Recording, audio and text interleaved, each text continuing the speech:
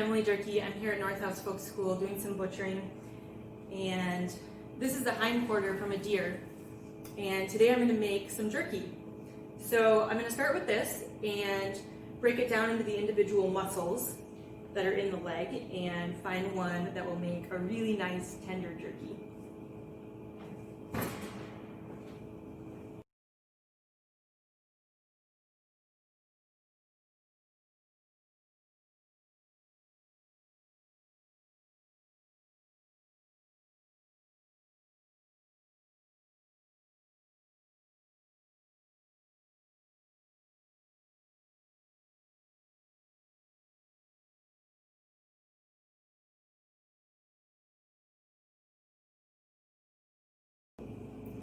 Here's all the cuts that I just got off of that leg. Some of it's really great for roasts, some of it is smaller pieces that'll go for grinding, and some of it'll be perfect for jerky,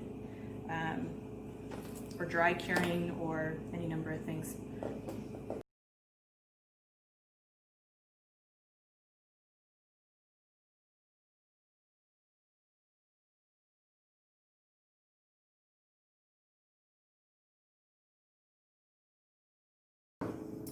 Here's one of the muscles I chose for the jerky.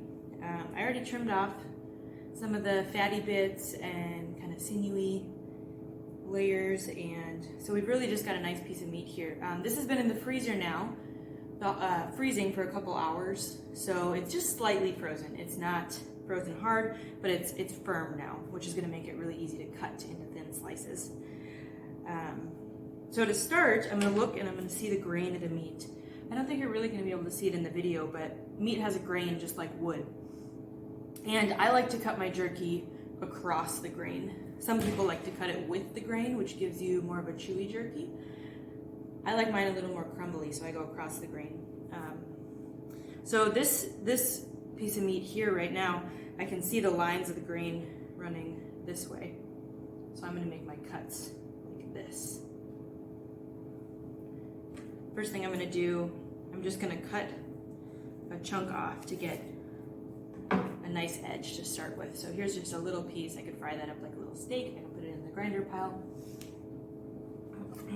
But I'm just going to go through and carefully make some thin slices. These are probably, I don't know, I like it really thin. It's good if it's thin. It can take too long to dry if it's really thick, or the outside could get dry while the inside isn't dry. But I'm just going to go through and cut slices of this whole steak.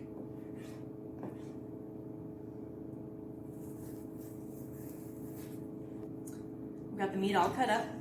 It's in these nice thin slices. It really turns into quite a lot when you take a steak and you cut it up into so many thin bits. There's a million different ways you could season your jerky.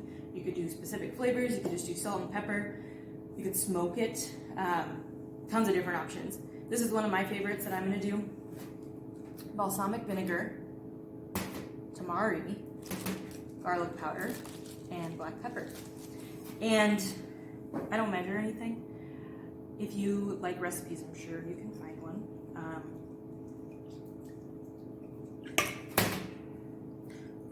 Good sauce here, and then mix it around by hand.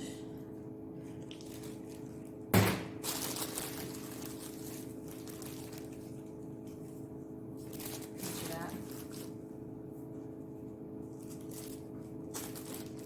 A little more.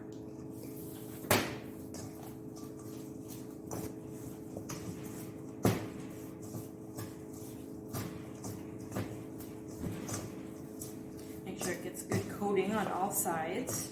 If you're just doing dry spices like salt and pepper, sometimes I'll set them out flat on a tray and I'll sprinkle salt and pepper, flip them over, sprinkle more salt and pepper. This is just mixing really nice because I have these liquid ingredients, so I'm doing it in a bowl like this. So this could sit in the refrigerator to marinate a little bit, or you put it right in the dehydrator. I've honestly not really seen a difference, so I'm going to go ahead and just put it in the dehydrator. So in this case, I'm using a dehydrator. Just like spicing jerky, there's a million different ways to dry meat. You can hang it in a dry place above a wood stove. Dehydrator is really nice, especially if you have one with the temperature setting. You can turn it to the highest setting. They say 160 is the temperature that you want your dried meat to get to kill pathogens. Not much hotter than that. If your temperature is too hot, you can end up just cooking the meat and getting the outside hard while the inside is still raw.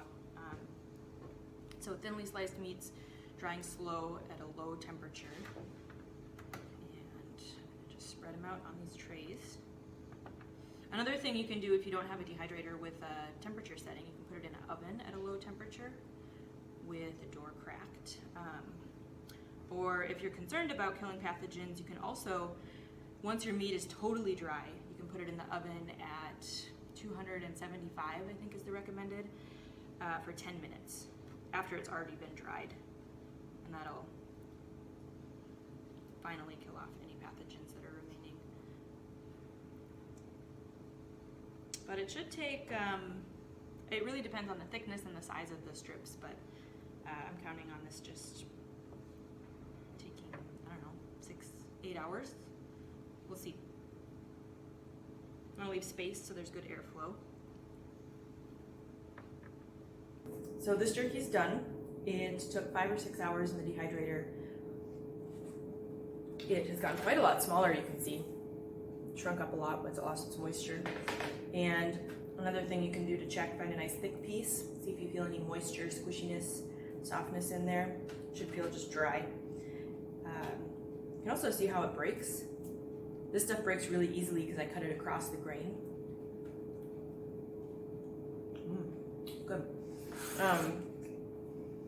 And then I'll take all this and I'll store it in a container with a lid so that no moisture from the air can get in there. And when kept dry like that, it'll store indefinitely.